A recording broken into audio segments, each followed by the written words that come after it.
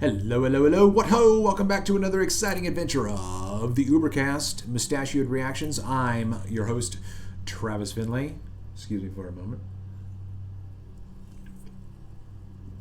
This is going to be a review and an encouragement to you to check this movie out of Infinity Chamber, which is, for me, one of my favorite thrillers. I'm not sure which one I can even think of right now that would come to mind, but this for me was an amazing movie. I absolutely loved this movie the very first time I saw it. I've seen it over 50 times, I'm sure, in the meantime, and I just really appreciate the structure of the storyline and the Easter eggs that they give you that mislead you and yet direct you. And so Travis Malloy, who wrote and directed this, is also responsible for the more sci-fi thriller, Pandora's Box, that had not Kurt Russell, Dennis Quaid in it. But this is listed as a sci-fi in YouTube, but I think it's better as a suspense thriller,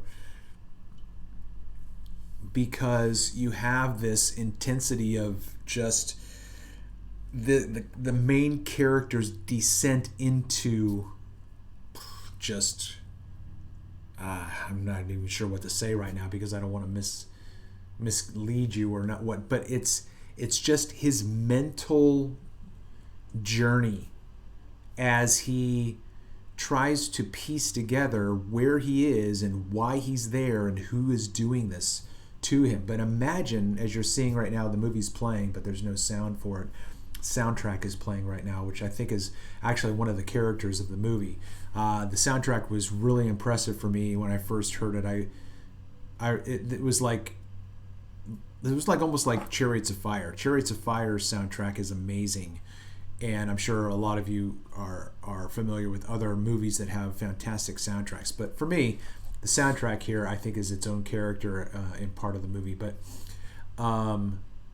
what I want to try to go to right now is I'm trying to go back to what I was saying before, soundtrack.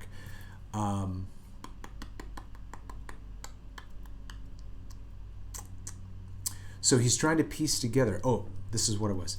Imagine waking up in a room that's not any place, and you cannot get out, right? You're just in this room, and thankfully it's bigger than, it's like a 20 by 20, maybe, let's just say 20 by 20, 15 by 20. But you're basically incarcerated, and that kind of experience would be traumatic.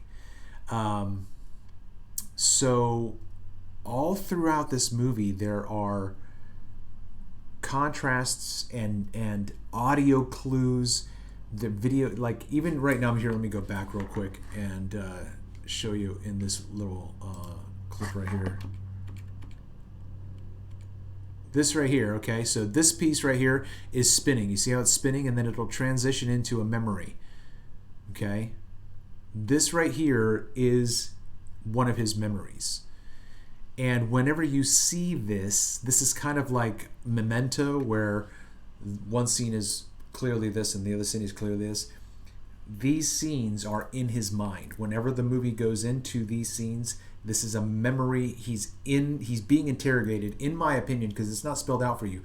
But when you see this sterile environment where he's not in prison, he is in prison, and this is the interrogation of them going through the playback of his memory so that they can find the clue that they need in order to convict him of, I suppose, terrorism. But basically, he's in the Infinity Chamber until they get what they want. And you don't know how long that is. He's like, how long have I been here? How long am I going to be here? I don't have that information. You know? So, all right, so going back. So right then he was just looking at that device, and so I think that's where he is entranced. But now he's meeting his correspondent And all you see, or all you know of the correspondent is just what you hear. You never meet him, except in this interesting little switch where they move from the room, the infinity chamber, to the control room where the voice is coming from. And they make this very interesting audio clue that isn't a spoiler, but because you're going to hear it, you just might not know what you're hearing when it plays. And it took me a few times to watch this again and again and finally go, wait a minute, I just heard something that I don't remember hearing before, and it was a helpful indication. So in my opinion, this movie ends with a bit of a cliffhanger. And I think it's a brilliant one. I think it's really, really good because they've done it to you for the third time. They do it to you twice, and then the last time they show it to you, it's still like open-ended. So for what it's worth, I think that this is a fantastic thriller.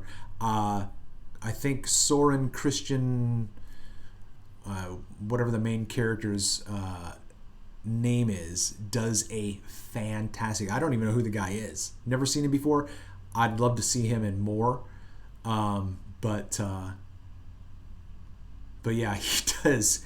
Because he's not acting with anyone. He's talking to a camera, and so the emotions and the facial expressions that he puts out, I think, are just very, very well done. Everything in this movie is well done. The soundtrack is amazing.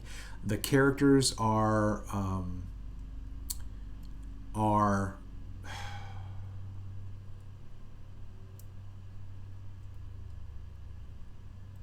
well written, for the lack of a better term. And even though you can tell that it's a bit of a low budget, to me it's superior filmmaking, because I think it's very engaging and very thought-provoking.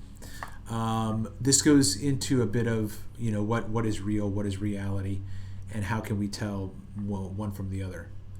So if you really enjoy those kinds of movies, then I highly recommend Infinity Chamber, and let me know what you think. And then I've also got a couple of videos where I've done some reaction to it, and if you watch those and see, because in those I do give spoilers because I actually engage with the movie in and of itself. So we'll see how this goes in terms of promoting this. I've put out 2 videos today doing that very thing. So as we wrap this up, please make sure that if you are seeing this for the very first time and you are not subscribed to my channel, please make sure you subscribe, hit that like, smash that Fonzarelli, and then leave me a comment, and then also share the show if you know anybody else who appreciates good movies and movie reviews and reactions. So my name is Travis Finley. I've been your host here on Mustachioed Reactions on the Ubercaste. Until next time.